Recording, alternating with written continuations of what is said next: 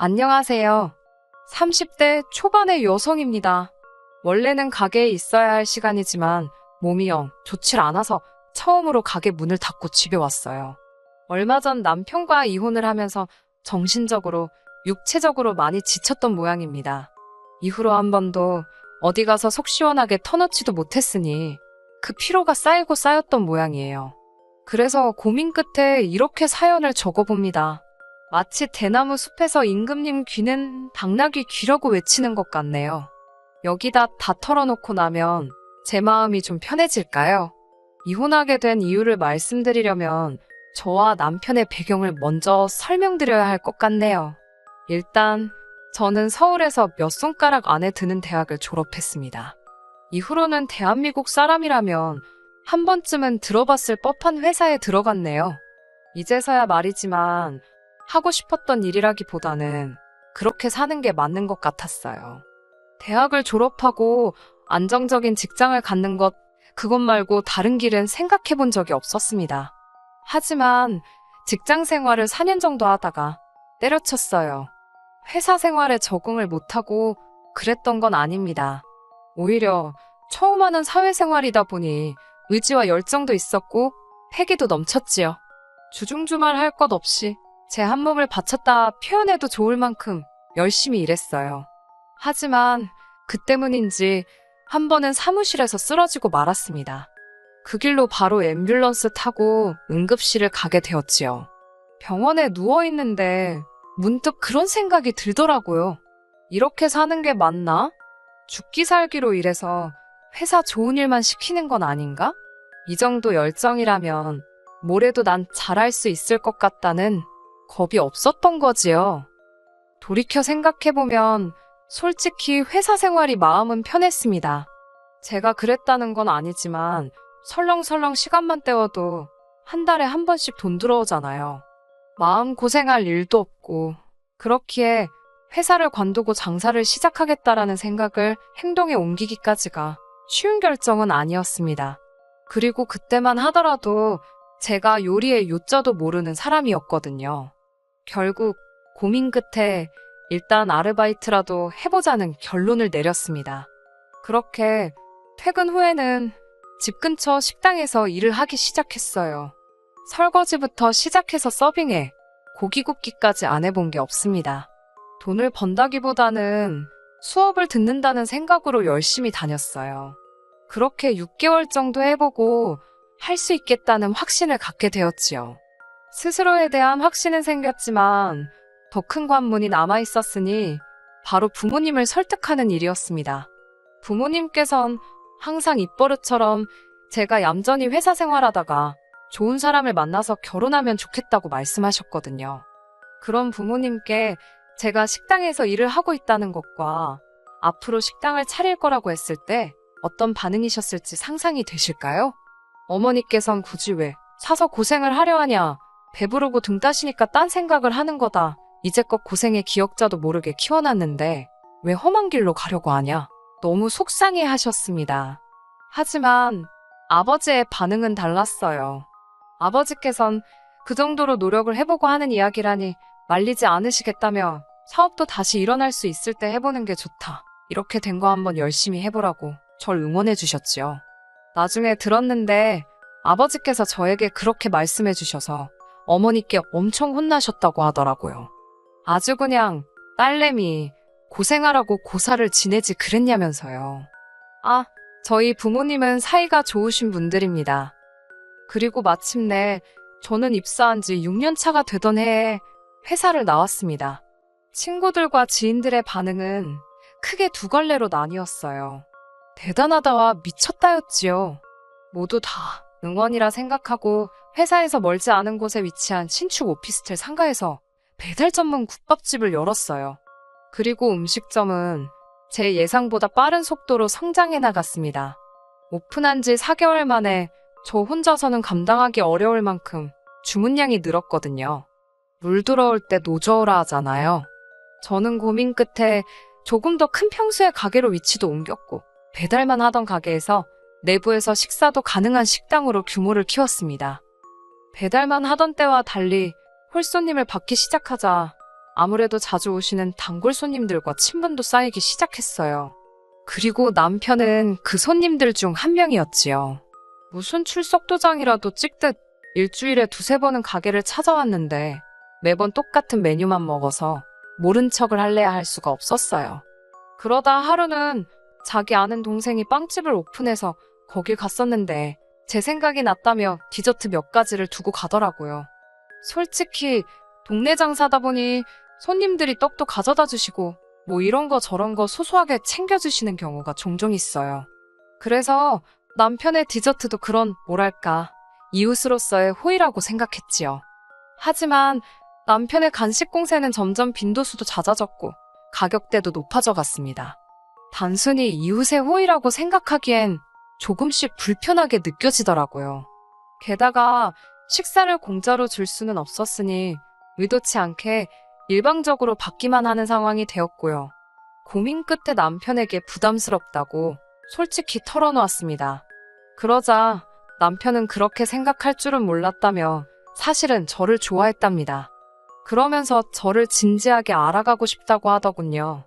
생각지 못한 남편의 고백이 당황스러웠지만 남편이 쑥스러운 듯 죽벽거리는 모습이 왠지 순진하게 느껴져서 제 마음에 문이 열렸던 것 같아요. 저는 남편에게 생각해보겠다 했고 그렇게 일주일 후 저희는 정식으로 사귀는 사이가 되었습니다. 남편은 중소기업을 다니는 평범한 직장인이었습니다. 벌이가 넉넉한 건 아니었지만 사람과 사람이 만나는데 돈이 전부는 아니잖아요. 성실하고 자상한 남편의 성격을 보고 결혼을 결심했습니다. 사실 이 밖에도 남편은 여러 가지 좋은 점이 있던 사람입니다만 결혼해서 이혼까지 한 마당에 제가 전 남편 추켜 세워서 어디다 쓰겠어요? 그냥 제가 바보같이 남편의 성격 하나만 보고 결혼을 결심한 게 중요한 거고 어리석었던 거지요. 남편에게는 위로 나이 차이가 제법 나는 누나가 한 명 있습니다. 결혼 전에는 만나보지 못했고요. 사실 제가 몇 번이고 만나보고 싶다고 남편에게 말은 했었거든요. 주변에서는 신우 될 사람을 못하러 만나고 싶어 하냐며 저더러 특이하다, 이상하다 했지만 저는 어차피 한 가족이 될 사이인데 미리 친해져서 나쁠 게 있나? 그렇게 단순하게 생각했어요. 또 저는 남편과는 달리 외동으로 자랐다 보니 신우가 생긴다기보다는 친한 언니가 생기는 거라고 한마디로 멍청한 착각을 하고 있었거든요. 아무튼 남편에게 왜 당신 누나는 날 만나고 싶어 하지 않아 하냐니까 남편이 축벽거리더니 자기가 쪽팔려서 못 보여주겠답니다. 그리고 그때는 뭐가 쪽팔린다는 건지 남편이 정확히 말해주지 않아서 몰랐는데 결혼 후 제가 직접 겪어보니까 너무나 이해가 되더라고요. 저희 신우는 사고방식이 아주 글러먹었습니다. 상식이라는 게 없고 지 멋대로이지요. 자기한테 불리한 상황이 되면 보통 사람들은 잘못을 인정하고 사과를 하면서 어떻게든 상황을 수습하려고 하잖아요. 그런데 신우는 그런 게 없습니다. 잔머리를 쓰거나 거짓말을 해서 상황을 모면하려고 하지요. 게다가 이기적이기도 얼마나 이기적인지 남의 사정이란 건 안중에도 없습니다. 한 번은 이런 일이 있었어요. 결혼하고 얼마 지나지 않아 있었던 일입니다. 신우에게는 8살짜리 아들이 있었는데요. 어찌나 극성 맞고 말을 안 듣는지 유치원 원장 선생님이신 저희 친정어머니께서도 상견례 자리와 결혼식에서 시조카를 보시고는 고개를 절레절레 저으실 정도였네요. 저는 결혼 전부터 거북이를 한 마리 키우고 있습니다. 원래는 강아지나 고양이를 입양할 생각이었는데 식당을 운영하게 되면서 아무래도 털 날리는 동물은 안 되겠더라고요. 친구들은 저더러 걱정을 사서 한다고 무안을 줬지만 솔직히 아무리 조심한다고 해도 옷에 붙은 강아지나 고양이 털이 식당에 딸려갈 수도 있잖아요. 위생은 식당의 생존과 직결되는 부분이다 보니 조심스러울 수밖에 없었네요. 고민을 거듭하는 절 보고 한 친구가 저에게 거북이를 선물해 주었습니다. 손도 많이 안 가서 키우기 어렵지 않고 또 계속 보고 있으면 은근히 예쁜 구석이 있다면서요. 그리고 그때부터 지금까지 가족처럼 키우고 있지요. 그리고 이게 문제가 될지는 몰랐네요. 신우 아들이 제 거북이를 엄청 좋아합니다. 신우의 사적인 부분이라 이렇게 이야기를 해도 될지 조심스럽습니다만 신우가 사는 형편이 좋지가 못해요. 누구 하나 저에게 속 시원히 말해준 사람이 없어서 신우가 왜 그러고 사는지는 저도 잘 모르고요. 아무튼 반지 합방에서 신우 부부와 그 집 아들 그리고 더 어린 딸까지 내 식구가 같이 살고 있었는데 솔직히 말이 반지하지 집안에서 햇볕 한 점 보기 어려울 만큼 지하나 마찬가지인 곳이었습니다. 신우 말로는 곧 아파트로 이사갈 거라고 했지만 처음엔 저도 괜한 오지랖으로 거기서 옴짝달싹 못하고 시족하더라고 지내는 신우가 안쓰럽더라고요. 그래서 몇 번 신우가 저희 집에 놀러가도 되냐고 물어봤을 때 그러라 했었습니다. 그런데 그게 화근이었지요. 신우는 제 말뜻을 아무 때나 와도 좋다쯤으로 이해했나 봅니다. 이후로 연락도 없이 찾아오기가 여러 번이었거든요. 저는 화요일에 가게 문을 닫았고 남편은 다른 직장인들처럼 주말에 쉬었습니다. 그렇다 보니 신혼인데도 서로 얼굴 볼 시간이 많이 없었던 게 사실이에요. 그렇다고 해서 그 점을 불평하진 않았습니다. 솔직히 서로에게 방해받지 않고 쉴 수 있으니 좋다고 생각했거든요. 그리고 주말 중 하루는 남편이 가게에 나와 일을 도와주기도 했으니 딱히 서운할 건 없었지요. 하지만 신우가 시조카드를 데리고 주말마다 오기 시작하면서 저희의 생활 패턴에 조금씩 금이 가기 시작했습니다. 게다가 신우나 시조카나 할 것 없이 저희 집을 자기들 집처럼 활개를 치고 다녔으니 저도 모르게 점점 예민해지더라고요. 문제가 된 그날은 아침에 준비한 국밥이 평소보다 일찍 다 팔려서 생각보다 이른 귀가를 했어요. 신우가 온다는 소리도 못 들었기 때문에 남편이랑 뭐라도 시켜 먹을까 즐거운 상상을 하며 집에 들어갔지요. 하지만 집에 들어서기가 무섭게 짜증나는 상황을 보고 말았습니다. 시조카가 어항에서 거북이를 꺼내 이리저리 주물떡거리고 있더라고요. 어이가 없어서 제가 바로 거북이를 낚아채 어항으로 돌려놨습니다. 그러자 시조카가 자기 지금 갖고 놀고 있다며 당장 내놓으라며 울어제끼더라고요.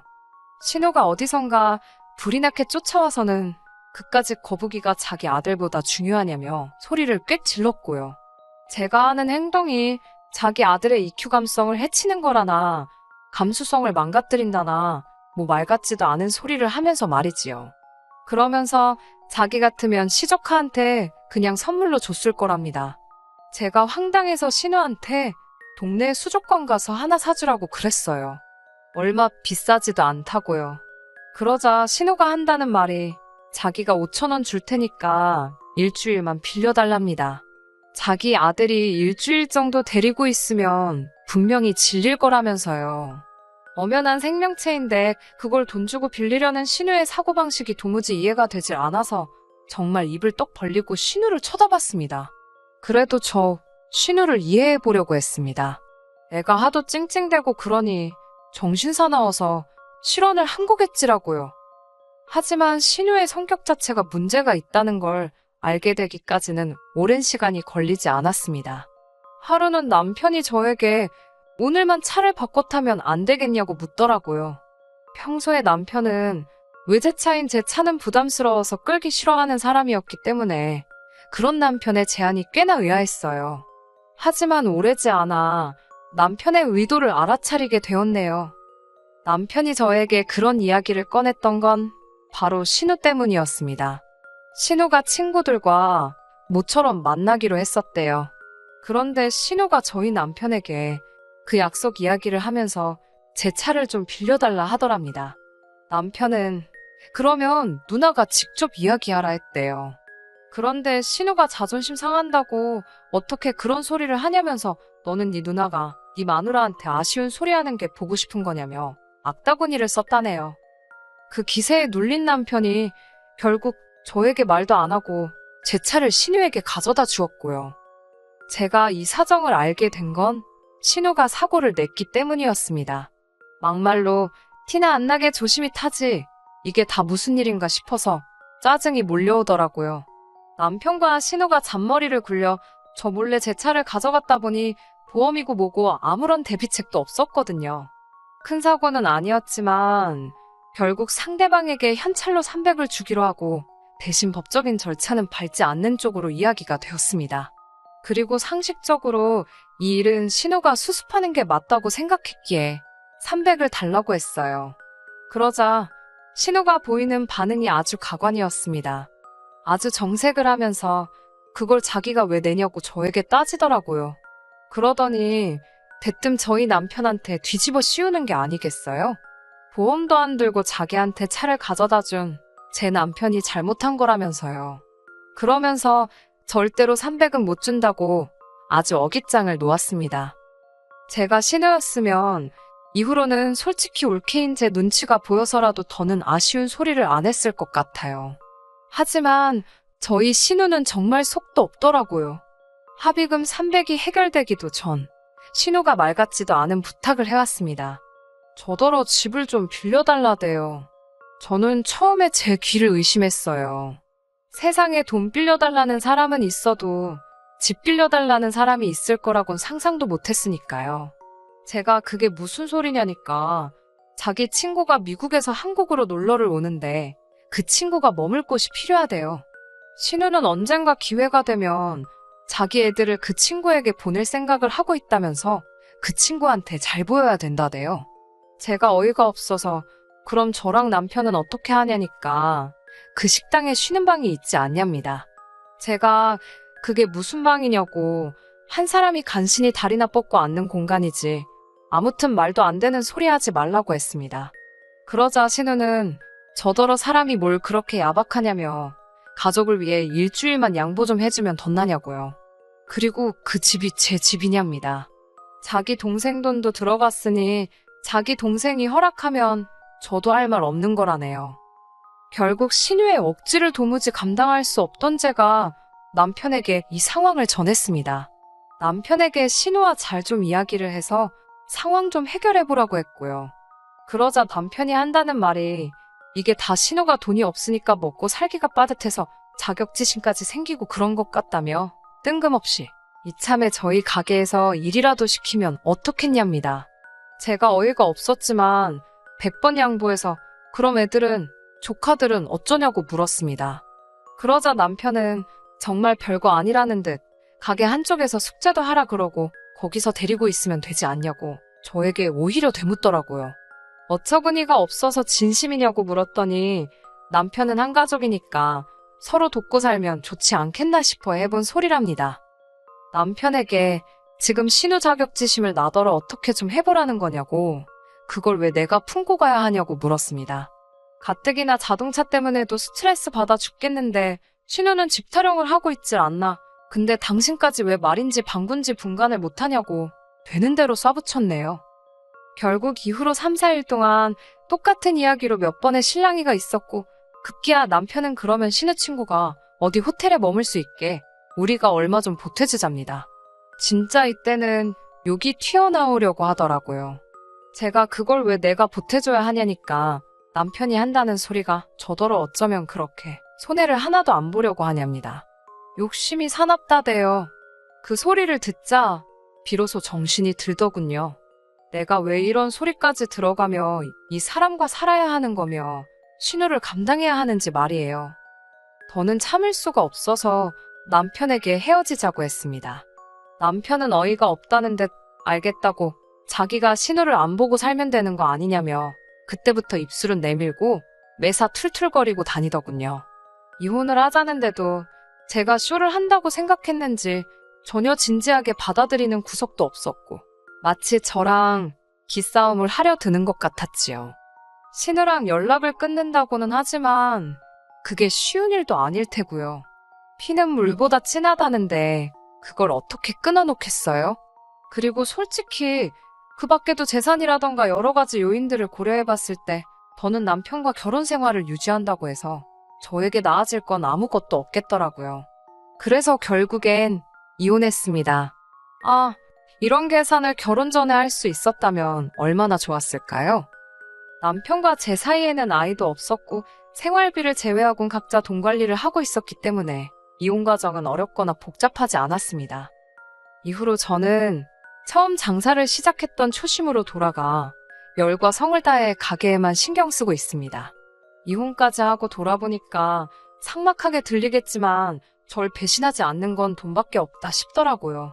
그래서 오늘도 열심히 돈 벌고 왔네요. 그 300은 이혼할 때 남편 몫에서 제가 셀프로 정산했습니다. 남편은 그런 법이 어딨냐고 따졌지만 저도 지지 않고 내 차를 나한테 말도 안 하고 네 누나한테 가져다 준 거부터가 범죄라고 한번 민사라도 걸어볼 거냐고 맞불을 두니 입을 딱 다물던걸요? 이후로 남편이나 신우나 어떻게 살고 있는지 정확히 들은 바는 없습니다. 관심도 없고요. 지들 멋대로 살겠지요. 뭐, 제 알바인가요? 그래도 여기 와서 신나게 한 20분 떠들고 나니까 마음이 좀 개운해지네요. 내일은 오늘보다 더 힘내보겠습니다.